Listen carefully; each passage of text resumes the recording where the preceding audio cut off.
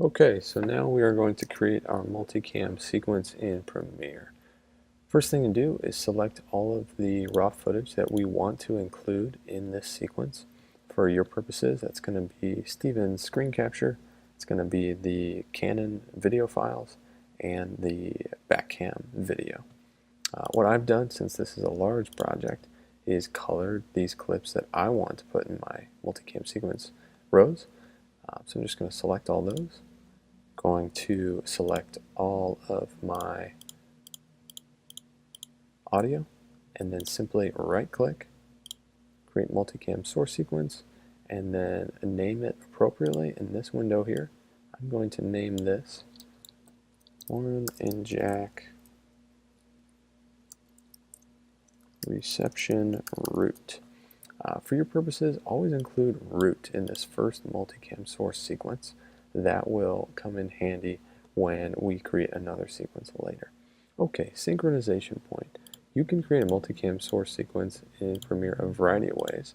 The most helpful is audio. Simply just select audio here and don't mess with any of these other settings here. Hit OK. And what it's going to do is process and listen to all of our video and all of our audio to sync everything up in a timeline via the audio. This is going to take a while for me, but we'll be right back. Okay, sometimes you'll get this pop-up window when there is audio that you chose to sync with no video. Like, say you were rolling your audio, but you didn't have any video rolling at the same time. You're going to get this pop-up window that says that more or less more than one clip could not sync in the selection because a match could not be found. That's totally okay. Just hit OK. Okay, so Premiere generated 4 multicam root sequences for us because the files that I selected covered something like 2 hours for this event. Your episodes are going to be no longer than an hour, and so Premiere will probably only generate 1 of these multicam sequences. So to view them, let's just choose root 2. I'm going to double click on it. Oops, my bad. Right click on it and hit Open in Timeline. Let's choose a different one. Okay, this one's a good one. You can see that our timeline's really messy. Things are really scattered, so we need to clean it up. Simply just drag everything onto as few audio and video tracks as possible. Just zoom out to make sure we're not missing anything. Okay, now what we're going to do is delete the empty audio and video tracks. Right click here, delete tracks, select audio and video, and now it consolidated everything to 2 video tracks and 4 audio tracks. When you see things stacked on top of each other, like here, this is telling us that at one time you were rolling 2 different videos and 4 different audio channels. At this point, no video was rolling and 2 audio was rolling. I know that if this is the beginning of my video, that I can delete everything prior to that point, as well as everything in between where I have no video, because I'm not going to watch that. It's just audio. Okay, so the best way to do that is to go to the beginning of your video clip, hit C, hit Shift C, or Shift Razor tool. You can see that the razor tool is selected here. That made a cut on all of the audio and video at this time code in my timeline. So that was Shift C. I'm going to hit V, go back to my selection tool here, select this audio with no video, hit delete. I'm going to select the empty space, hit delete again, and it shifted everything to the beginning. I'm going to do the same for all these other points where there is no video. Okay. Hit V again, select, select, select, select, delete, delete, delete. Now I'm going to have options for cutting between these 2 video channels when I create my multicam sequence in the next step here. Okay, so everything's in our timeline. Looks nice and pretty. Go back to your root within your project window. This is root 1 we're looking at. Right click, hit New Sequence from Clip. Now it's going to generate a green file with 2 different audio tracks. This green video means that you can toggle between multicam now. You couldn't do that in the root sequence here. They were stacked on top of each other. But now they're combined into 1 video track and 2 audio tracks. Problem is that you cannot edit this audio in the multicam sequence easily. So we need to unlink this audio and video and drag in our existing audio from our root. Right click on this, hit unlink, select A1 and A2, or right click again. Select A1 and A2, just hit delete. Now we got rid of that audio. Go back to the beginning of your timeline here, back into your root, and select just all of your audio. You're going to see that all this is still linked. Premiere naturally links audio and video. Right click, hit unlink, and it's going to unlink all your audio and video so that you can drag in just the audio that we want. Okay, all my audio selected. Command C on Mac to copy everything. Command V on Mac to paste everything. And now we have nice audio and video to edit to. Doesn't sound great, but that's okay.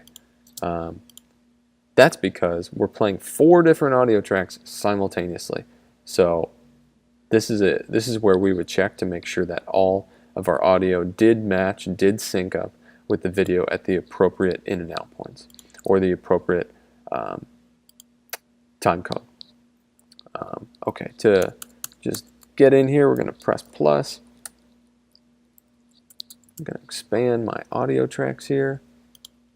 And you'll see I don't have any audio feed in 4, 3, there's something in 2, but it's not really what we want. The main one I want is A1. So with your multicam sequence, select the audio channel that has the best signal, and you can delete all the rest. That's probably the easiest way to explain it. So I'm going to select A4 through A2, hit delete, and now we're just dealing with 1 really nice audio and 1 really nice video.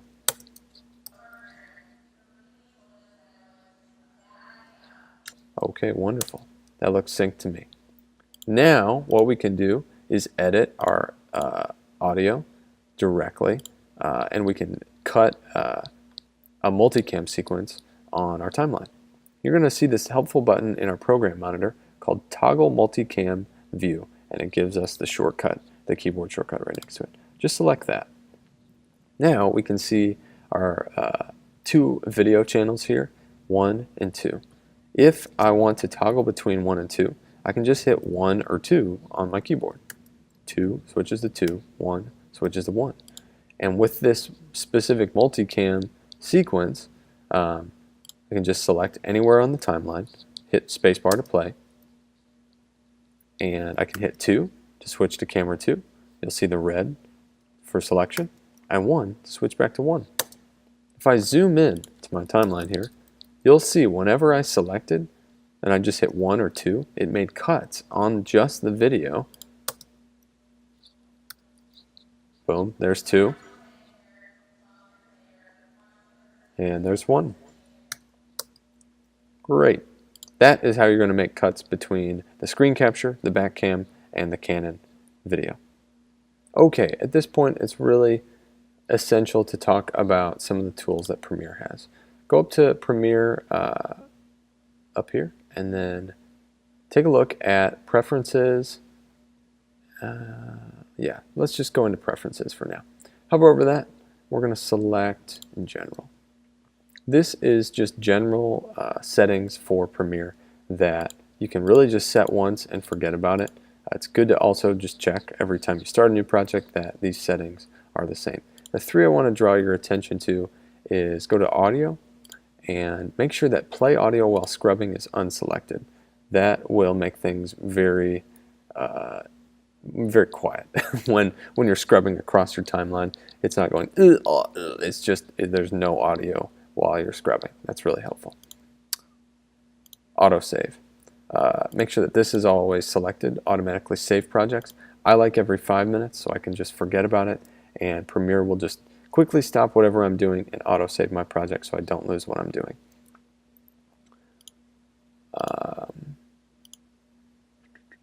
timeline's another one.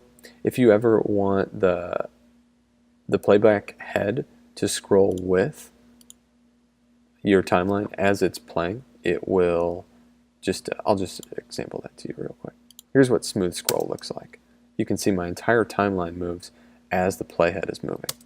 If you don't like that feature, just go back into Preferences, Timeline, go back to No Scroll. Alright, let's double check that those other things saved. Yes, autosave looks good. Now it's time to talk about keyboard shortcuts. To access our keyboard shortcuts, go up to Premiere, select Keyboard Shortcuts, and you'll see this helpful window pop up. Keyboard shortcuts are the easiest way to edit quickly. Using your mouse to click everything takes a lot of time and a lot of dragging to very specific points on your monitor. If you have keyboard shortcuts and you know what your shortcuts are, you're able to cut way quicker, delete things quicker, and just move fast. For editing these long episodes, you're going to want some helpful tools. To select and map a keyboard shortcut, you have a few things. If you press any key on your keyboard, you'll see it appear on this monitor. If I hit A, it selects A, S, S, D, D. If you ever want to say remap, let's say our multicam toggle, this button right here, the button editor. If you want a keyboard shortcut for that, let's map that. So it is Shift 0 currently. You'll see that I have the Shift button selected, so it'll turn blue. 0, it selects 0, and then if you see right here with the modifier of Shift that the command that is mapped to is toggle multi-camera view. Let's say we didn't want that. We wanted it to be command minus. I'm going to toggle multi-camera view. I know that's the name of the command I want. I'm going to type it into the search bar here. Toggle multi-camera view. Let's hit an X here. That'll remove the shortcut where it was currently mapped. And if I just press down on this empty area over a shortcut, I'll just do it again. Boom, like that. I'm just going to hit the key command Shift minus, and it's automatically mapped. Just save that, hit OK. Now, when I'm just within my Premiere project, if I hit command minus, boom, I'm out of my multicam. To toggle it on again, Shift minus, I'm back in. That is a helpful way to figure out how to cut things quickly. Everything from shrinking your audio and video tracks, everything that you need. Try and use a keyboard shortcut.